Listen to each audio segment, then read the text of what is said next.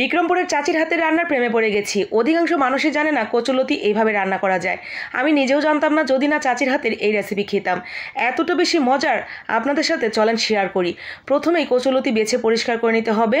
এর সাথে আর যা লাগবে সেটা হলো সরিষা। 2 রকমের সরিষা নিয়েছি, আপনি চাইলে যে কোনো একটাও নিতে পারেন। কচুলতি বাছা শেষ, ম্যাজিক দিয়ে বেছে ফেলেছি। যদিও এতটা ম্যাজিকে কচুলতি বাছা হয় না। তো ম্যাজিক দিয়ে আবার কেউ কচুলতি বাছতে যায় না, তাহলে কিন্তু সারাদিন ম্যাজিক চলবে, কিন্তু কচুলতি বাছা হবে না। এরপরে আমি সেই সরিষার সাথে একটা কাঁচামরিচ এবং লবণ দিয়ে বেটে নিয়েছি।